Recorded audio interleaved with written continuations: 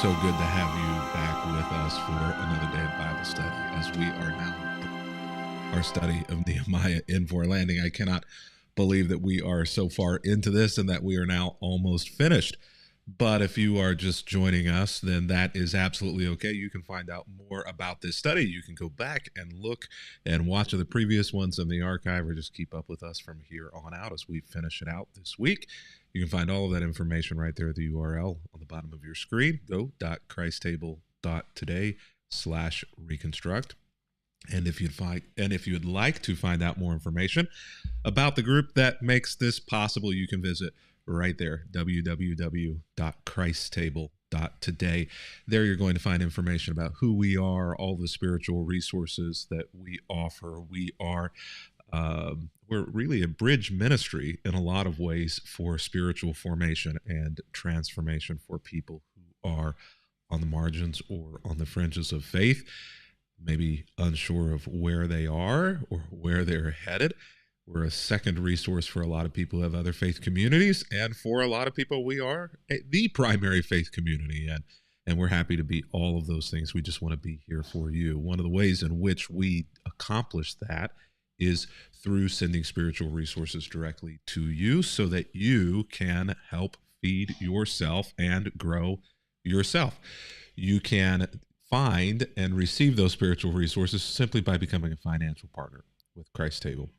Visit that URL right there, www.christtable.today, and there you can donate, and we send spiritual resources. In fact, I've got a box just packed full of things for the holidays that I'm going to send out here in just a couple of weeks, and you'll get on that mailing list by becoming a donor over at Christ Table.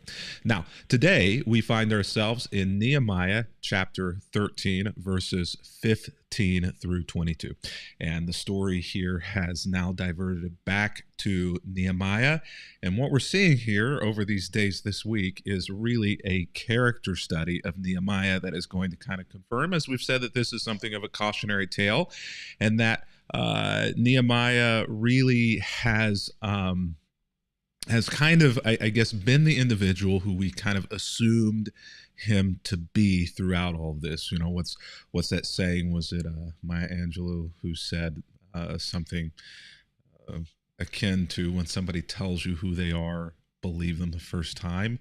And I think that that's kind of what we're seeing here with Nehemiah. So he's kind of told us who he is and what's motivating him the whole way through the story, and we're really not going to see that change or grow or transform at any point. He's going to kind of double down, triple down on who he has always been, and we're going to see the results of that kind of mentality, that kind of character and integrity, and that kind of thinking here in Nehemiah chapter 13 as we move forward. So why don't we just go ahead and dig in? And today all we're going to do is just kind of walk through these verses. Now I want to back up and do one verse from yesterday, because we ended yesterday with a prayer after Nehemiah had kicked Tobiah out of the temple and had said, not only are no Ammonites or Moabites allowed to be in the temple area for worship.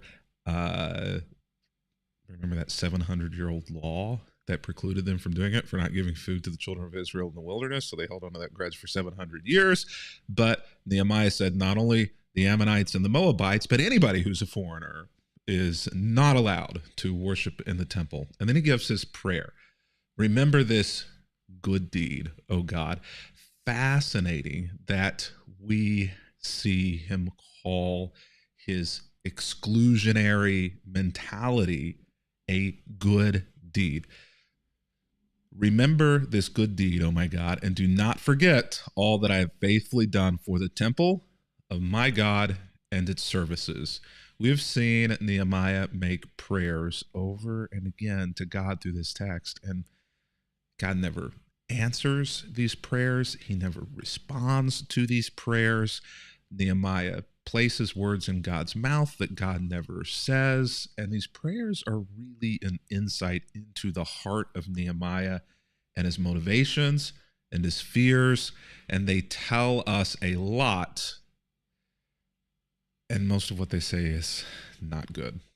So, as we move into today's text, in those days I saw men of Judah treading out their wine presses on the Sabbath. And this is going to be a very big deal because working on the Sabbath it's a no-go. It's like Chick-fil-A. all throughout the Judean countryside, nobody is to work on the Sabbath, and that goes back to the Sabbath inclusion in the Ten Commandments, which says, "Remember the Sabbath day and keep it holy and rest," which they translated to mean no work should be taken place on that day. So it was all Chick-fil-A for the Sabbath. Now, remember the Sabbath, we're talking about the Jewish Sabbath. So this would be sundown on Friday until sundown on Saturday. So not talking on Sunday. We're talking Friday night to Saturday night, which is the Jewish Sabbath. So he finds the men of Judah treading out their wine presses on the Sabbath. And they were also bringing in the grain, loading it on donkeys, bringing their wine and grapes and figs and all sorts of produce to Jerusalem to sell on the Sabbath. So they're working on the Sabbath. They're gleaning fields on the Sabbath. They are loading the donkeys on the Sabbath. All of these things, each and every one of these things were no-nos. And then selling it on the Sabbath too. So and this is a strong word in the Hebrew, rebuked them. So not only is Nehemiah saying, don't do this, but he is also giving them a command with emotion and with force, saying you are wrong, you are in error, and you must immediately correct this for selling produce on that day. Some men from Tyre, now Tyre is not in Judea, so these would not have been Israelites, so these are foreigners, these are outsiders, were bringing in fish of all kinds and all kinds of merchandise, and they were selling it on the Sabbath to the people of Jerusalem, to Judah, and in Jerusalem at that. And so now, not only do we have the people who are inside of Nehemiah's religion breaking the religious law of doing these things on the Sabbath, but even those who don't participate in our religion are breaking our religious rules.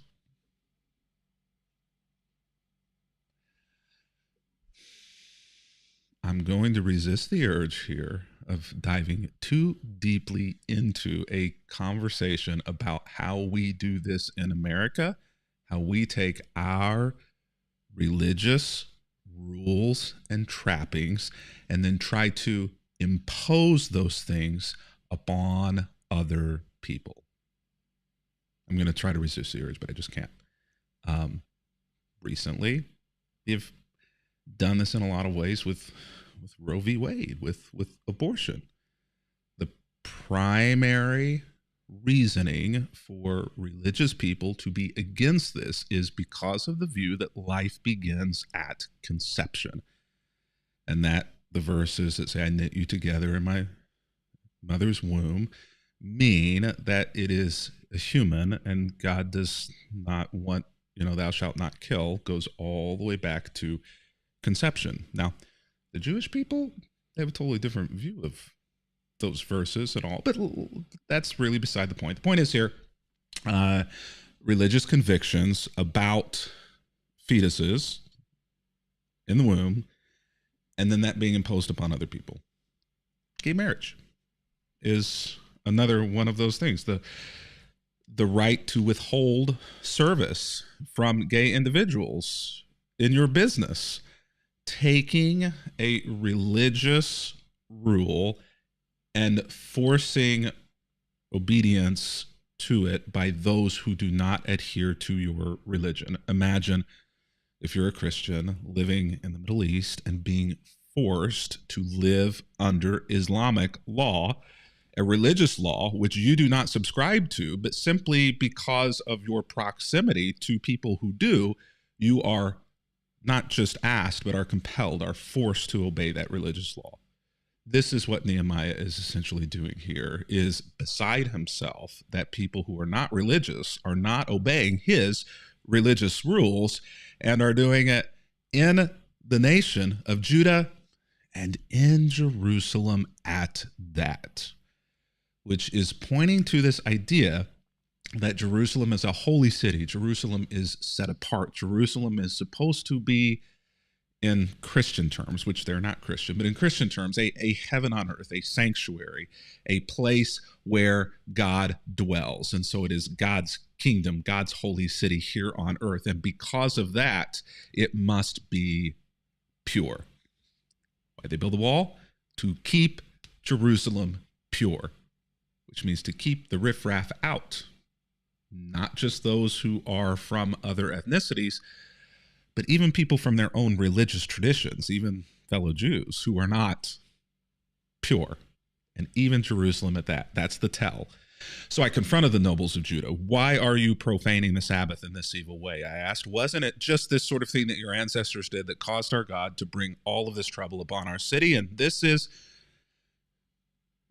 a valid concern if you believe that they were sent into captivity for not keeping Israel pure, and if you believe that God had essentially commanded the Mosaic law to be strong, defined boundaries in perpetuity forever.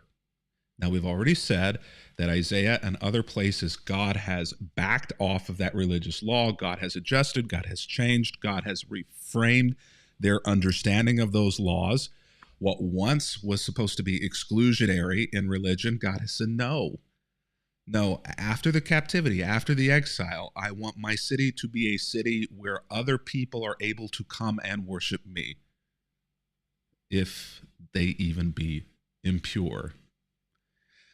But Nehemiah, and understandably so, the nobles and the leaders are so fearful of captivity happening again that they're becoming ultra fundamentalists in their religion. They are not just following the spirit of the law, but they're following the letter of the law, and they're going 2 or 3 times further than that in order to make sure that someone doesn't accidentally tread across the boundary. So not only are we going to keep out the Moabites and the Ammonites, we're going to keep out all foreigners so that someone who is a Moabite or Ammonite doesn't accidentally get in because they didn't know. We're not only going to keep the Sabbath spirit letters of the law, the spirit of the law, we're not only going to keep the letter of the law with the Sabbath, we're going to go one step further and require that foreigners who don't even practice our religion don't tread on the law of Sabbath so that we can ensure there are 0 infractions. Because God brought trouble on our city whenever we failed in the past. That's how they're viewing what happened, which I don't have time to go into, but is a really creative retelling of the truth. And now you're bringing even more wrath upon Israel by permitting the Sabbath to be desecrated in this way. Then I commanded that the gates of Jerusalem should be shut as darkness fell every Friday evening, not to be open until the Sabbath ended. Here it is. The reason why the wall was built. Right there, black and white. Why they built the wall? Not because God told them to build the wall. They built the wall so that they could close the gates and keep people out. It's really the only thing you need to know. The traditional understanding of Nehemiah as a hero is false. Unless you're an ultra-fundamentalist who sees God in the same angry, vengeful, 2-dimensional, 2-year-old mentality of a God who throws a tantrum every time he doesn't get his way. If you see God that way, Nehemiah is a hero because he's doing the same thing to God that you do. So Nehemiah calls for the gates to be closed, so that only those people who are true adherents to the religion as Nehemiah sees it will be allowed in.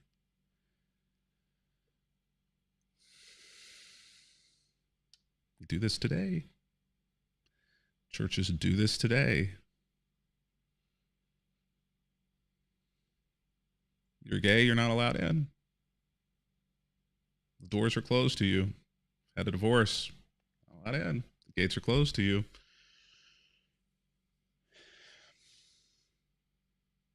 You vote leftist,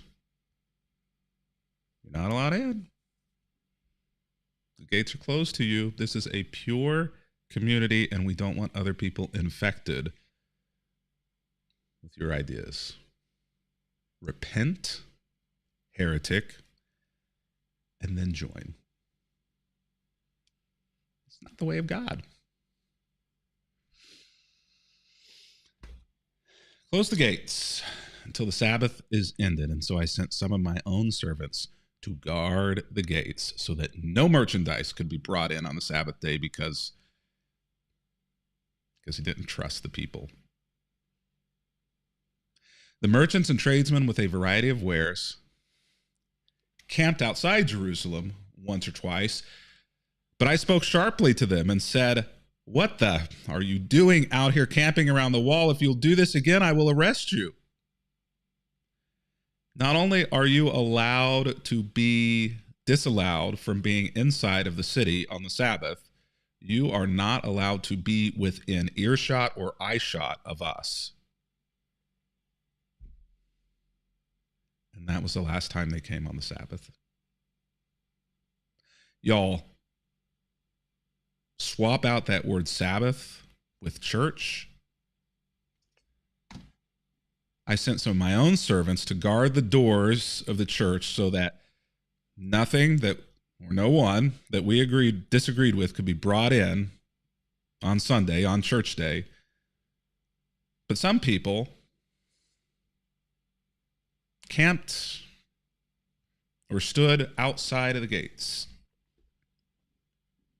outside of the walls of the church for a while, wondering whether or not they should even try to get in or wait, whether or not it was even worth their time. But I went outside the walls of the church and I spoke sharply to them and I said, "What are you doing out here? If you do this again, I'll arrest you." That was the last time that they came to church. Many of you know, or many of you know people who know what it feels like to have not been the true or the pure people as defined by the congregation that you were a part of or were considering or were invited to be a part of. But you weren't good enough. You didn't live holy enough.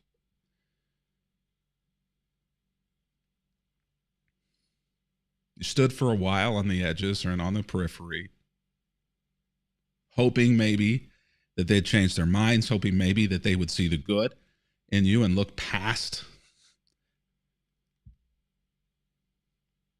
And at some point you just said, "It's not worth it." It was the last time you went.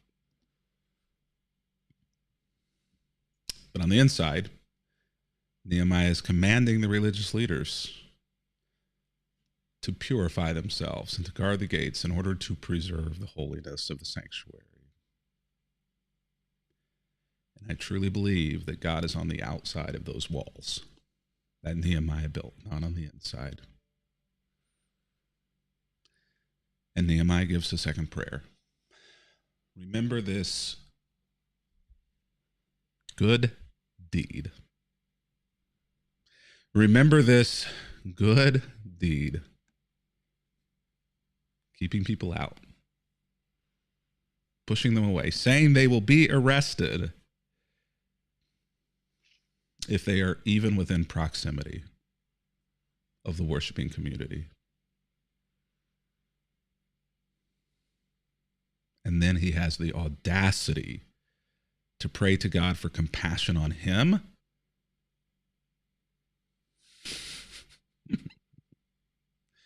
You better be praying for compassion from God, because there are a whole heck of a lot of verses that say he will not receive it for having done this.